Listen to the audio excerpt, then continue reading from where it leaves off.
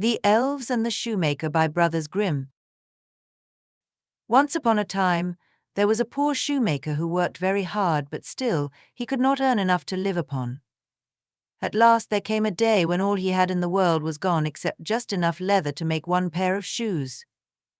In the evening he cut out the leather, all ready to make up the next day, meaning to rise early in the morning to his work. His conscience was clear and his heart light amidst all his troubles, so he went peaceably to bed, left all his cares to heaven, and soon fell asleep. In the morning, after he had said his prayers, he sat down to his work when, to his great wonder, there stood the shoes all ready made upon the table. The good man knew not what to say or think at such an odd thing happening. He looked at the workmanship. There was not one false stitch in the whole job. It was all so neat and true that it was quite a masterpiece. The same day a customer came in, and the shoes suited him so well that he willingly paid a price higher than usual for them. The poor shoemaker, with the money, bought leather enough to make 2 pairs more. In the evening he cut out the work and went to bed early, so that he might get up and begin work the next day. But he was saved all the trouble, for when he got up in the morning, the work was done already. Soon in came buyers, who paid him handsomely for his goods, so that he bought leather enough for 4 pairs more. He cut out the work again overnight and found it done in the morning as before. So it went on for some time. What was got ready in the evening was always done by daybreak, and the good man soon became thriving and well off again. One evening about Christmas time, as he and his wife were sitting over the fire chatting together, he said to her, "I should like to sit up and watch tonight, that we may see who it is that comes and does my work for me."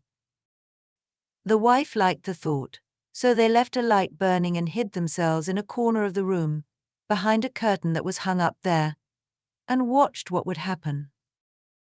As soon as it was midnight, there came in 2 little naked dwarfs, who sat themselves upon the shoemaker's bench, took up all the work that was cut out, and began to ply with their little fingers, stitching and rapping and tapping away at such a rate that the shoemaker was all amazement and could not take his eyes off them. And on they went until the job was quite finished, and the shoes stood ready for use upon the table. This was long before daybreak, and then they bustled away as quick as lightning. The next day the wife said to the shoemaker, "These little elves have made us rich, and we ought to be thankful to them and do them a good turn if we can. I am quite sorry to see them run about as they do, and indeed it is not very decent, for they have nothing upon their backs to keep off the cold. I'll tell you what, I will make each of them a shirt, a coat, a waistcoat, and a pair of pantaloons into the bargain, and do you make each of them a little pair of shoes." The thought pleased the good cobbler very much, and one evening when all the things were ready, they laid them on the table instead of the work that they used to cut out, and then went and hid themselves to see what the little elves would do. About midnight in they came, dancing and skipping, hopped around the room, and then went to sit down to their work as usual. But when they saw the clothes lying for them, they laughed and chuckled, and seemed mightily delighted.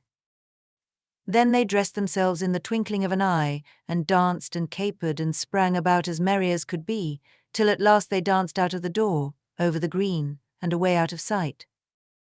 The shoemaker saw them no more, but everything went well with him from that time forward as long as he lived. If you enjoyed this story, please give it a thumbs up and subscribe to our channel for more magical tales.